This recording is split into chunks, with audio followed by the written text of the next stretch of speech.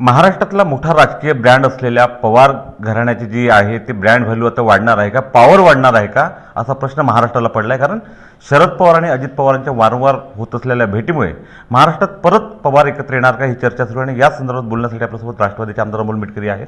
वारंवार भेटी होत आहेत दोन्ही नेत्यांची. बघा, प्रसारमाध्यमं काय दाखवतात तो त्यांचा प्रश्न आहे, तो त्यांना नैतिक अधिकार आहे.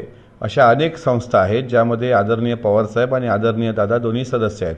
मग ती रयत शिक्षण संस्था असेल, वसंतदादा शुगर इन्स्टिट्यूट असेल, आणि बैठकीच्या निमित्तानं दोघं एकत्र येत असतात. तर त्याचा काही राजकीय अन्वयार्थ लावण्याची मला असं वाटते काही आवश्यकता नाही. पण मीडियाला पण काहीतरी मुद्दा हवा असतो आणि त्याचे राजकीय अन्वयार्थ तुम्ही लोक काढत राहता. त्यामध्ये आणखी असं येतं की काही नवीन चर्चांना ऊत आला आहे, चर्चांना उधाण आलं आहे, राजकीय समीकरणं बदलतील. मी तुम्हाला सांगतो, महाराष्ट्राच्या विकासाकरता जे काही शक्य असेल ते व्हिजन आदरणीय पवारसाहेबांचं राहिलेलं आहे आणि दादांचं पण राहिलेलं आहे. त्याच्यामुळं याच्यामध्ये काही राजकारणाच्या तळाशी किंवा राजकारण असेल असं काही समजण्याची आवश्यकता नाही. दोन्ही नेते मोठे आहेत, अनेकदा ते भेटतात. आता परवा दादा पवार यांचा साखरपुडा समारंभ, आता तो कौटुंबिक सोहळा होता. शेवटी ज्येष्ठ म्हणून ते आशीर्वाद द्यायला आले, त्यातही काही लोकांनी राजकारण करण्याचा प्रयत्न केला. पण मी तुम्हाला प्रामाणिकपणे सांगतो की महाराष्ट्राची प्रथा परंपरा आहे. यशवंतराव चव्हाण साहेबांचा एक शिष्टाचार, एक संस्कृती या महाराष्ट्राला आहे. त्या शिष्टाचाराला साजेसं असं वर्तन दोन्ही नेत्यांकडून सातत्यानं होत असतं आणि यातून बरंच काही शिकण्यासारखं आहे. आणि मला असं वाटते की ह्या भेटी ह्या फक्त त्या संस्थेचे ते दोन्ही सभासद असल्यामुळे त्या अनुषंगानं बघितल्या पाहिजे. याला राजकीय हवा देण्याची काही आवश्यकता आहे असं मला तरी वाटत नाही. आमदार साहेब, मात्र पवारसाहेबांची प्रत्येक कृती ही मेसेज देणारी असते, राजकीय मेसेज देणारी असते. एका आठवड्यात 3 वेळा भेटणं म्हणजे हा काहीतरी राजकीय मेसेज महाराष्ट्राला असं म्हणतं. तेव्हा प्रत्येक कृती राजकीय असते हे जे तुम्ही म्हणताय हे खरं आहे का, तर नक्कीच खरं आहे. शेवटी 50 वर्ष संसदीय राजकारण करणारा एखादा नेता त्यांच्या प्रत्येक कृतीतसुद्धा, म्हणजे काल एका लग्नात पंढरपूरला होते, ऐन वेळेवर तिथल्या कार्यकर्त्यांनी साहेबांना त्रास होऊ नये म्हणून लग्नाचं स्थळ बदललं. आता याच्यातसुद्धा लोकांना राजकारण दिसलं. शेवटी असं आहे की ते 50 वर्षाचा अनुभव असलेले ज्येष्ठ नेते आहेत आणि वारंवार भेटी होणं, अनेक लोक त्यांना भेटतात. त्याला या परिस्थितीला असं आहे की आता एखाद्या विधानसभा लोकसभेच्या निवडणुका असताना अशा भेटीगाठी जास्त प्रमाणात झाल्या असत्या तर मग आम्हालाही काहीतरी वाटलं असतं. पण तुर्तास मी इतकंच सांगतो की ह्या संस्थात्मक ज्या काही घडामोडी असतात, संस्थात्मक ज्या काही वाटाघाटी असतात, सरकार म्हणून सरकारचं कर्तव्य काय असतं, पवारसाहेब ज्येष्ठ मार्गदर्शक म्हणून मार्गदर्शन करू शकतात. एकनाथराव शिंदेसाहेब अनेकदा भेटले, देवेंद्र फडणवीस साहेब अनेकदा भेटले, अनेक विरोधी पक्षातले नेते भेटले आणि ज्येष्ठ म्हणून मार्गदर्शन घ्यायला हरकत नाही.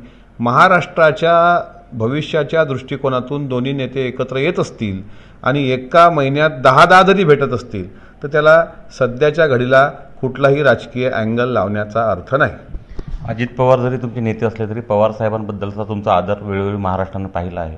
पवार कुटुंब एकत्र येणं हे महाराष्ट्राच्या दृष्टीनं जसं ठाकरे कुटुंबाची चर्चा सुरू आहे, पवार कुटुंबानेही राजकीयदृष्ट्या आणि सर्वदृष्ट्या एकत्र यावं असं तुम्हाला कार्यकर्ता म्हणून वाटतं? कार्यकर्ता म्हणून प्रत्येक कार्यकर्त्याची भावना ही असणं साहजिक आहे. शेवटी साहेबांचा आदर प्रत्येक आमच्या राष्ट्रवादी काँग्रेस पक्षातले जरी 2 गट झाले असतील तर प्रत्येकजण साहेबांचा आदर ठेवतोच. तुम्ही अलीकडचं दादांचं एक भाषण ऐका, त्यांनी सांगितलं कालही ते वंदनीय होते, आजही वंदनीय आहेत, उद्याही वंदनीय असतील आणि साहेब आहेत. त्यामुळे आम्ही सध्या साहेबांचा आदर्श डोळ्यासमोरूनच चालतो ना.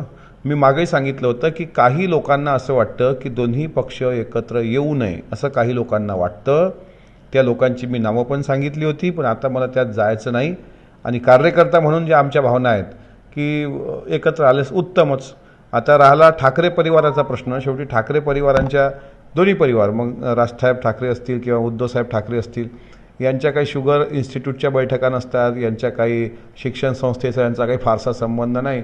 ते थोडंसं मुंबई महानगरपालिकेच्या अनुषंगानं त्यांचं जर एकीकरण झालं तर तसं होणार. पण राष्ट्रवादी काँग्रेस पक्ष जर एकत्र आला तर महाराष्ट्राच्या दृष्टिकोनातून खूप चांगलं वातावरण असेल असं कार्यकर्त्यांच्या भावना आहेत. त्याच्यामुळं साहेब ज्येष्ठ नेते आहेत, ते आमच्यासाठी शेवटपर्यंत वंदनीय आहेत. जर्मनीची भिंत जशी तुटली होती तशी दोन्ही राष्ट्रवादीमधली भिंत तुटावी त्यासाठी कार्यकर्ता म्हणून पुढच्या काळात प्रयत्न. भिंत आम्ही उभी केलेलीच नाही. तुम्हाला परत सांगतो, भिंत उभे करणारे गवंडी हे वेगळे आहेत. ते काही मुंबईत राहतात, काही आणखी कोण्या ठिकाणी राहतात. मात्र हे जे गवंडी लोक आहेत त्यांना ती मजबूत भिंत, दादांकडून तर नेहमीच भिंत पाडण्याचाच प्रयत्न झाला आहे. पण हे भिंत घालणारे गवंडी काम करणारे नेमके कोण आहेत ते मला न सांगणे बरे. कारण मी सांगितलं तर अजून मला कोणीतरी फोन करून ओरडेल याची मला भीती आहे. पण मला एवढं सांगतो की परिवार म्हणून नेहमी प्रत्येकाने इतकंच काय महाराष्ट्रातल्या प्रत्येकाला परिवार म्हणून एकत्र राहायला कोणी काही अडचण केलेली नाही. दोन्ही पवार म्हणजे पवार कुटुंबीय एकत्र आलं तर एक कार्यकर्ता म्हणून प्रत्येकाला आनंदच असेल आणि महाराष्ट्राच्या राजकारणासाठी जर दोन नेते वारंवार भेटत असतील तर त्यात गैर काय असा सवाल जो आहे तो आमदार मुरलीधर मिटकर यांनी केला आहे. उमेश रोणे, एबीपी माझा, अकोला. एबीपी माझा, उघडा डोळे बघा नीट.